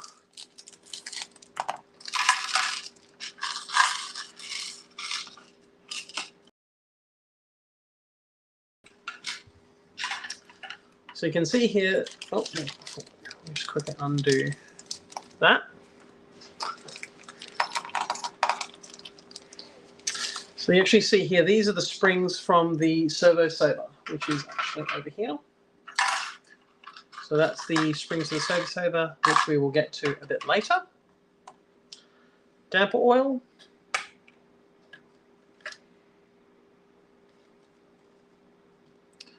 And we will see where else are we. So let's see. We've got our damper oil. We have our pistons. Now this is quite a different style of damper. As you can see, these are a piston and shaft in one. And these have flat sides, which means that the oil will come up and around the piston rather than through holes in the top. So again, a different style, which is part of Tamiya's the way Tamiya has done this kit, which again, some very interesting parts to the build, some very interesting methodology, which does make it quite interesting. So I'm just going to lay out all the parts for one shot for some of the shots here you'll see. You can see bodies, shock tops,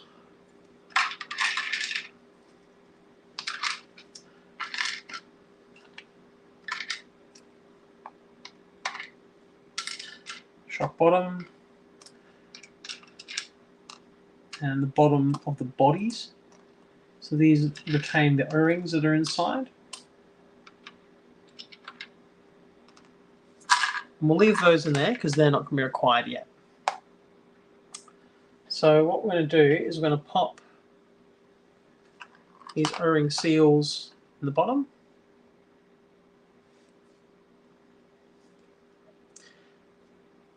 And tighten it up.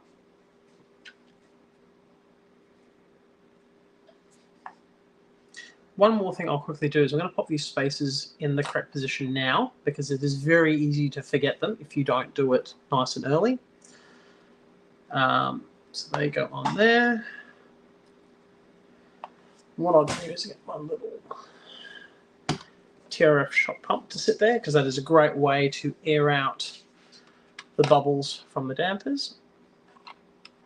It is quite a thin shock oil here. I think we're using, I can't remember what my Tamiya numbers are. I think red is 200 CST. Will might remember that one. What color the Tamiya shock oil colors? I need to try and remember that one. I think it's 200. Oh, yep, of course. I should have looked at the Tamiya manual, which of course provides the answer. The red oil is 200 CST. So that is the soft oil as directed. So the whole idea is it will provide some light damping of the car, but it'll allow the suspension to twist and roll a bit more, providing a bit more of a sort of a realistic look. and a nice soft spring will help cushion it as well. So, a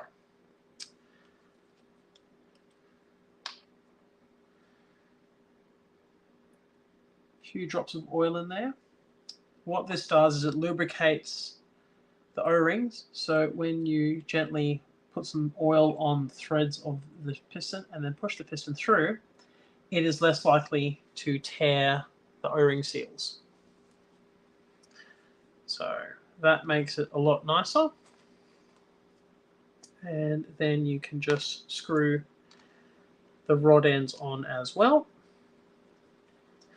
Now, normally for this sort of stuff, I will use the shock shaft pliers, and I will attach them on here and screw onto a thread.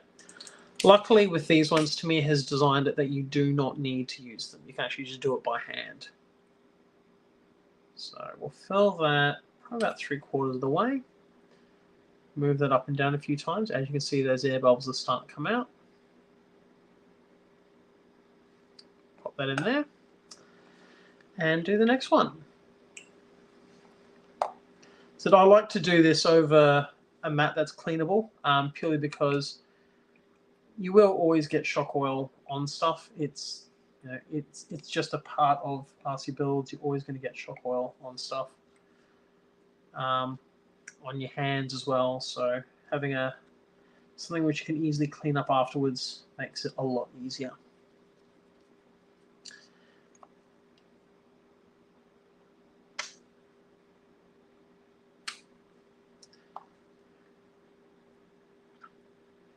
Oh yeah, a fair bit of air bubbles in there. Next one.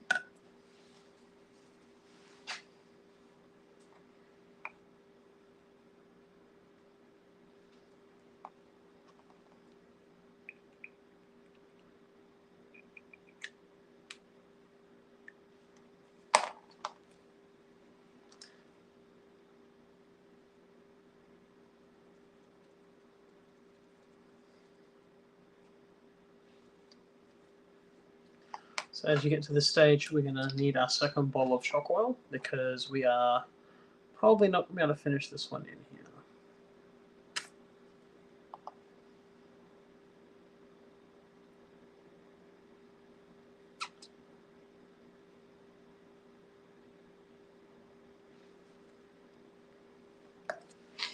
So as we go around, we'll finish up this bottle here.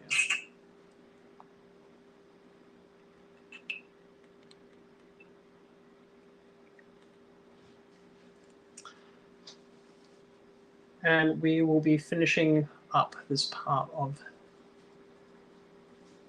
the build. Hang on guys, just be 1 second.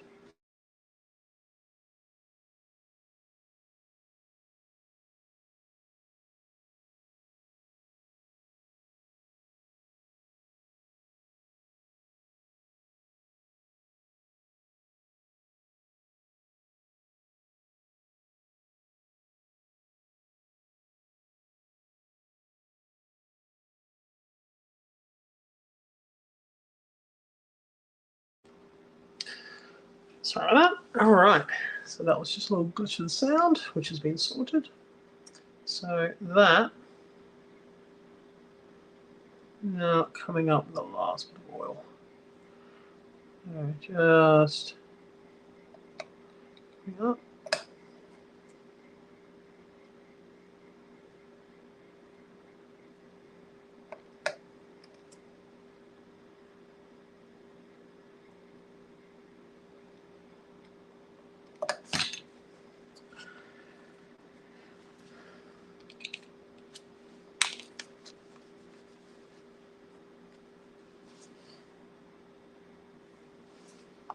So as we come to this stage here, okay,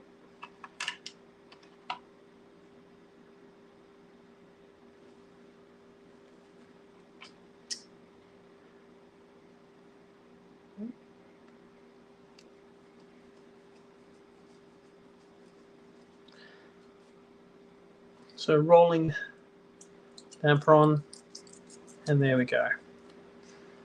That is one built shock.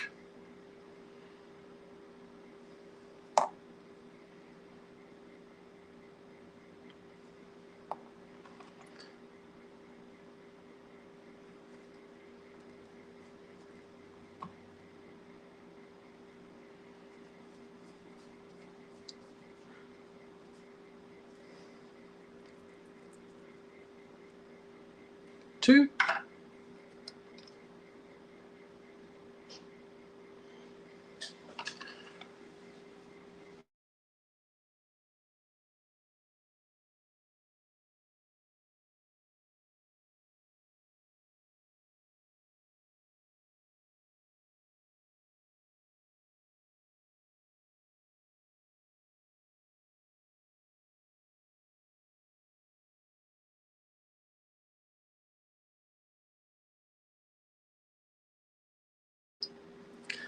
Three.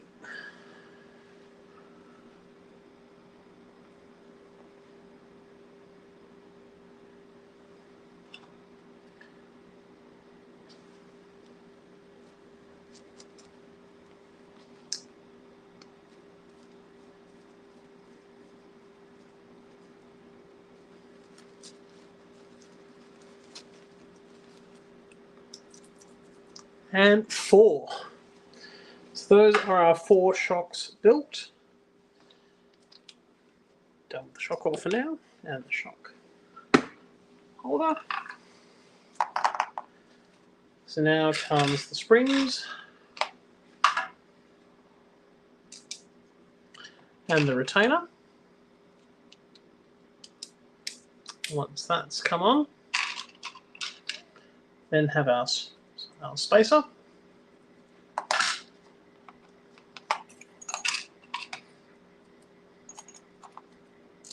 Sometimes it's easy to go spacer first, but that just depends on the build.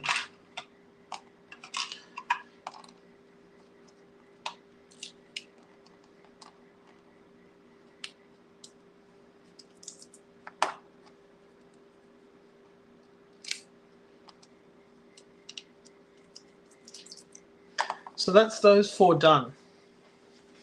Now we will actually start bolting the mounting points onto the chassis.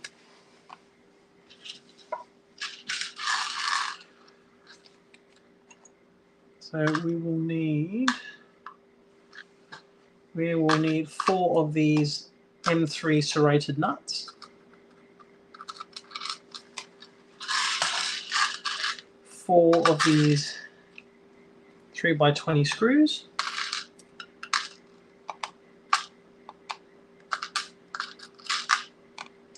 We'll also need these sleeves to go through the tops of the shocks.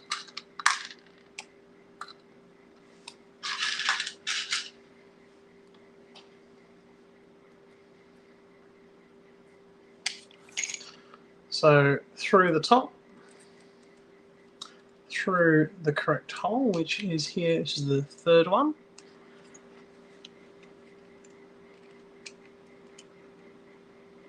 And the serrated screw will jump straight in there.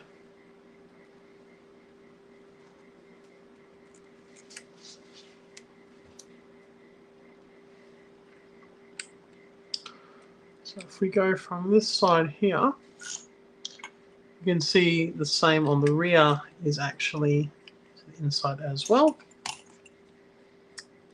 Front and rear both will use the rear mounting position. And as they go on, we're going to snap on the bottom shock mount.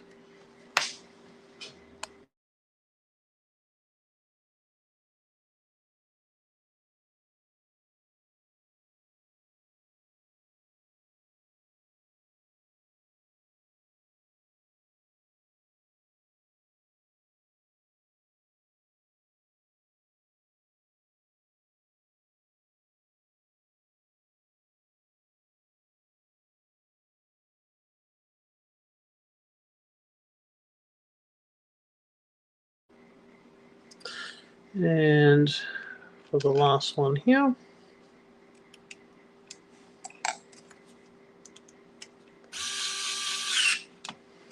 done.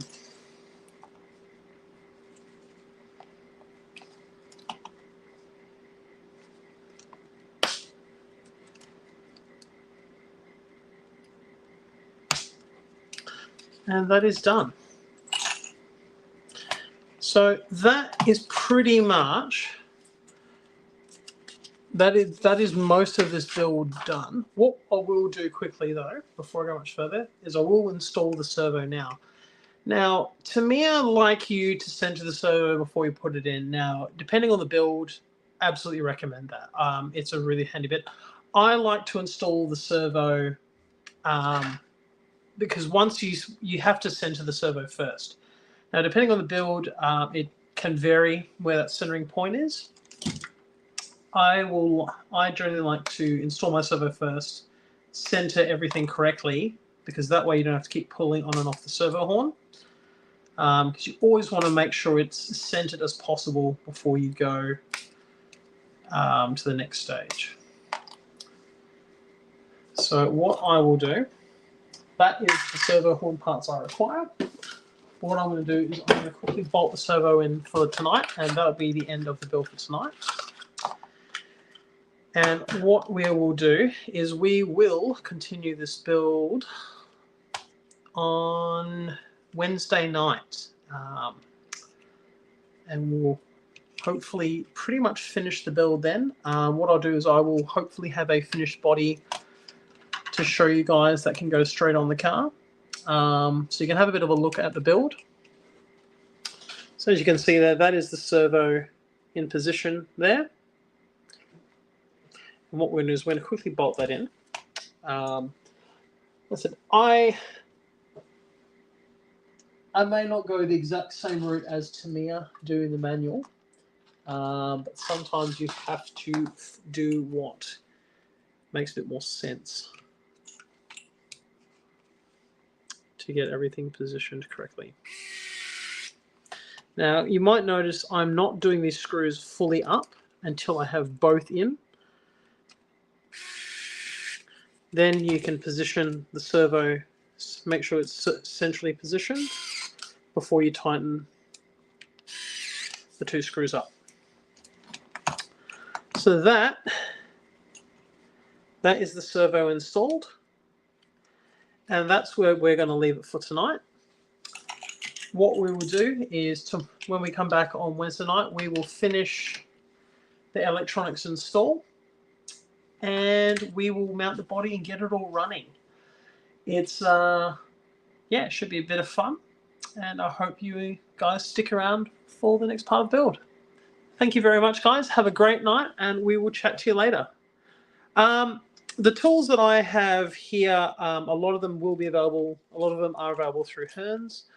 Some of them you might just have to ask Brett or BJ to get them in. But if you do have any questions, feel free to send the Hearns page a message, and we will do our best to help you out. Have a good night, guys. Take care.